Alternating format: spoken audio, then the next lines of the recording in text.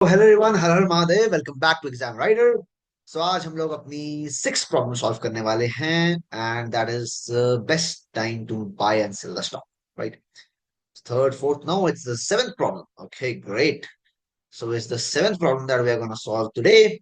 And फिर यहाँ पे भी सेवन लिख दूंगा मैं, है ना? सिक्स लिखा हुआ है कोई बात। तो आज की पहले प्रॉब्लम पढ़ते हैं। एंड इसको अप्रोच करने से पहले मैं वही कहूंगा कि नोट्स बना लेना और क्या कहते हैं, अप्रोचेस लिख लेना। बाद में जरूर काम आएंगी जब आप अपने इंटरव्यू के लिए जाएंगे, ठीक है ना? So you are given an array of prices where price I is the price of the stock on the ith day, and you want to maximize your profit by choosing a single day to buy one stock and choosing a different day in the future to sell the stock. And ये highlighted है that you will choose a different day in future. So of course सी बात है, आप पीछे वाले से नहीं ले पाएंगे उसको सेल करने के लिए, राइट? सो आप सॉर्टिंग का कुछ नहीं कर सकते। आप मतलब आपकी जो, जब भी आपको ऐसा कुछ दिया हो जिसके अंदर आपके इंडाइसेस के ऊपर कोई चीज फिक्स्ड हो, तो आप सॉर्ट नहीं कर सकते फिर उस चीज को। ये जरूर बात याद रखना, ये काफी इंपॉर्टेंट बात है। Return the maximum profit you can achieve from this transaction if you can not achieve any profit, return zero, right? So now इस क्वेश्चन को सबसे पहले बूट अप्रोच से करते हैं, ठीक है ना? अब पहले इस क्वेश्चन को थोड़ा समझ लेते हैं कि आपके पास 7 1 5 3 6 4 की अरे गिवन है। लाइक फॉर एग्जांपल हमारे पास एक स्टॉक है, स्टॉक ए उसका नाम है। मार्केट में उसका प्राइस अभी 7 चल रहा है। कल देखी मार्केट, लाल हो रखी है मार्केट, तो प्राइस पहुंच गया एक, फिर थोड़ी बड़ी, 5 हो गया, फिर थोड़ी घट गई, फिर से फिर 3 हो गया, फिर बड़ी 6, फिर 4।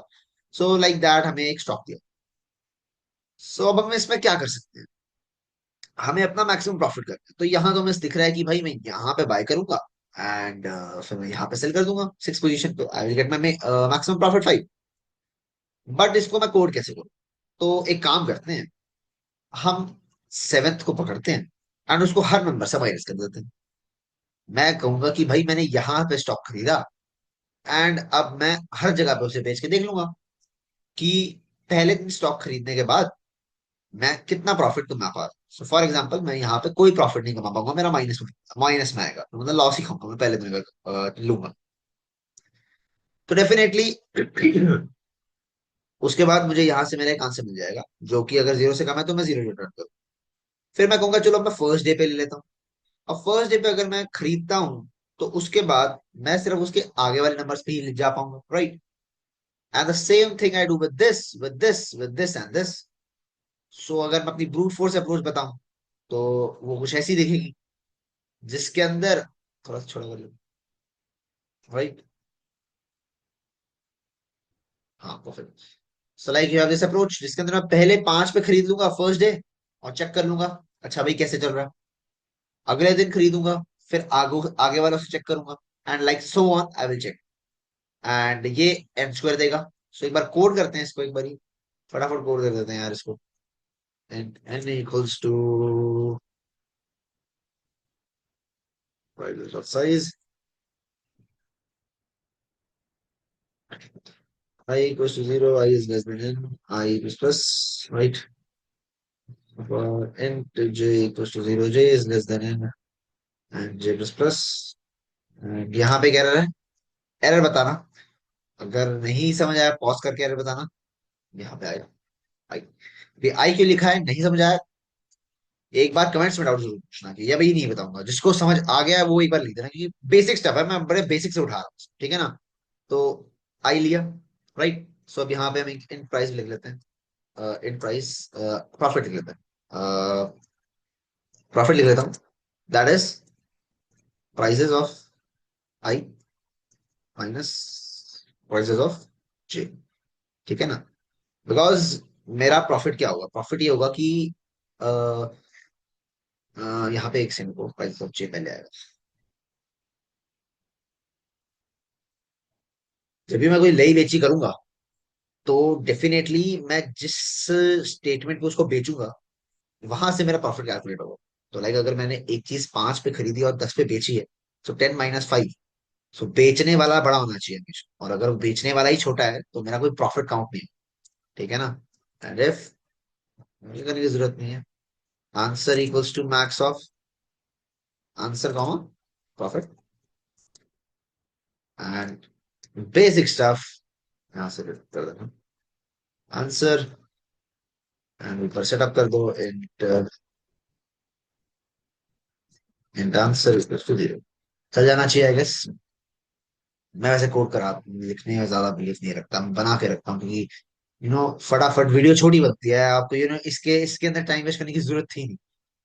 बट स्टिल मतलब टीएलई नहीं देना चाहिए, क्या देगा? देगा देगा देगा, क्यों देगा? क्योंकि 10 to the power 5 दे रखा है, टीएलई जरूर दे। ये तो बड़ा बेसिक स्टफ था, तो मतलब इसके अंदर चलो let's go to approach two फटाफट। अप्रोच टू में take an million that keeps the minimum value while traverse. थोड़ी डिफिकल्ट लगी होगी स्टेटमेंट सुनने में, एक बार यही मैं समझाता हूँ अभी आप। ठीक है, सो मैं एक काम करता हूँ, मैं एक एरे बनाता हूँ, 1 minute. I just make an array.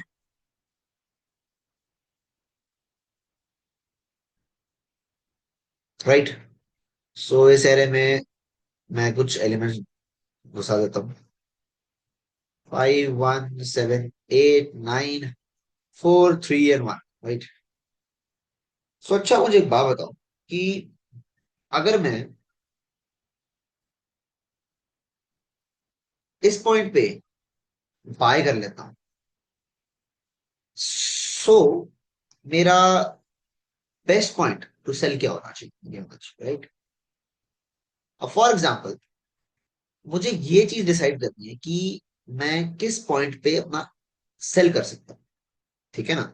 तो लाइक फॉर एग्जाम्पल यहाँ पे तो मेरे पास कोई ऑप्शन है, बट अगर मैं यहाँ पे हूँ तो मेरे पास ऑप्शंस कौन कौन से हैं? मेरे पास ऑप्शन है फिफ्थ। सुनो, एक बार सुनो ध्यान से। अब अगर मैं इस पॉइंट पे हूँ तो मेरे पास ऑप्शंस कौन से हैं बाय करने के? तो मेरे पास ये दोनों ऑप्शन। ठीक है, मैं यहाँ पे हूँ तब मेरे पास कौन कौन सी ऑप्शंस हैं बाय करने के लिए? तो आई हैव 5 1 and 7, तीन option. Where about ninth I have 4 option. So मैं एक काम कर सकता हूँ, मैं एक काम कर सकता हूँ, I will make a minimum element जो कि अपडेट होगा when ever I will ट्रेवर्स, and when I'm on the first element, sorry, when I'm on this element, मैं ये पता कर लूंगा कि अच्छा मुझे अब एक बात बताओ कि मैं कौन सा ऐसा मिनिमम पॉइंट है या कौन सी ऐसी मिनिमम वैल्यू है जिसमें मैं बाय कर सकता हूँ। तो भाई तुम्हारा मिनिमम एलिमेंट कहेगा भाई तू 5 पे बाय कर ले, तेरे पास एक ही ऑप्शन है, तो 5 पे बाय कर सकता है। और जब मैं इस पॉइंट पे हूँ, सो ये पॉइंट मेरा सेलिंग पॉइंट है। तो मैं ये कह रहा हूँ अच्छा अगर मैं 5 पे बाय कर लूंगा तो यहाँ पे मैं 1 पे सेल मारूं, तो दैट मीन्स मेरे को लॉस हो जाएगा 4। लॉस, ये लॉस है, ठीक है। अच्छा चल मैं 7 पे आ जाऊँ। अब जैसे ही मैं 7 पे आया मेरा मिनिमम एलिमेंट फिर अपडेट होगा, जैसे मेरा मिनिमम एलिमेंट का नाम है, मैं रखता हूँ मिनी, एंड मैं इसको रख दूंगा mini min of mini comma nums of i. ठीक है, ये मैं अपना मिनी एलिमेंट मैंने बनाया यहाँ वेरिएबल में। सो जब मैं 8th पे आया या चलो 7th पे आया, तो 7th पे फिर अपडेट होगा, एंड अपडेट इस बार नहीं होगा बिकॉज इस बार मेरा मिनिमम एलिमेंट 1 है। Like for example when I will start this up, एक बार इसको शुरू से शुरू कर। ठीक है, so so when I will start मेरा मिनिमम एलिमेंट होगा int max, and int max से अपडेट हो गया वो 5 हो जाएगा 5। फिर 5 से कट के हो जाएगा 1।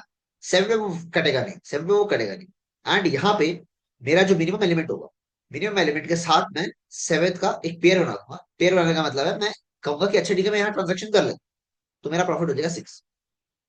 अब मैं जब 8 पे आया, मेरा मिनिमम एलिमेंट है 1, मैं कहता हूँ चलो मैं यहाँ पे भी एक ट्रांजेक्शन कर दूँ, तो अब मेरा प्रॉफिट हो जाएगा 7। मैं हर जगह ट्रांजैक्शन कर करके देखूंगा कि अच्छा मेरा मैक्सिमम प्रॉफिट कहाँ आएगा। 9th ट्रांजैक्शन कर लेते हैं यार, 8 आएगा। 4th ट्रांजैक्शन कर लो, 3 आएगा। 3 ट्रांजैक्शन कर लो, 2 आएगा। ये सारे प्रॉफिट्स आएंगे because I have a minimum element, and इससे छोटा एलिमेंट जब भी मुझे मिलेगा, फॉर एग्जाम्पल मुझे यहाँ 0 मिल जाता है और यहाँ मेरी एरे आती है 10 की, राइट? सो यहाँ मेरे को 0 मिल जाता है। जब भी 0 मिलेगा अब मेरा मिनिमम इनपुट 0 अपडेट हो जाएगा और 10 के साथ माइनस करूंगा तो मेरा प्रॉफिट फिर से 10 आ जाएगा, एंड ये सारे प्रॉफिट्स का मैक्सिमम हम रिटर्न करवा देंगे। इन सारे प्रॉफिट्स का जो मैक्सिमम वैल्यू होगी उसको हम रिटर्न करें। फिर है ना, कोड देखते हैं। चलिए ये आ गया हमारा कोड जो किया हुआ है मैंने। सो यहाँ पे हमारे पास एक मिनिमम होगा जो कि हमने फर्स्ट एलिमेंट रखेंगे हमारा, क्योंकि अभी राइट हम फर्स्ट में है ना, तो फर्स्ट पे हमारे पास एक ही वैल्यू है भाई जो मिनिमम हम यहाँ यहाँ पे ही हम बाय कर सकते हैं। राइट, एंड मैक्स हम रिटर्न करेंगे, मैक्स इज द आंसर, जो हमारा मैक्सिमम प्रॉफिट होगा, राइट। और ये N for loop basic stuff. अब ये दो लाइनें, दो लाइनें का कोड खत्म, ठीक है ना। सो एक रखते हैं हम मैक्सी, जो इसको हमारा आंसर होगा, एंड यहाँ पे हम पहले तो प्रॉफिट काउंट करें, ठीक है ना, ये profit. So price of i minus mini comma max. So max is zero, तो अगर कभी ये वैल्यू नेगेटिव भी होती है तो हमारा मैक्स जीरो कॉमा एक नेगेटिव वैल्यू तो हमेशा जीरो ही आएगा।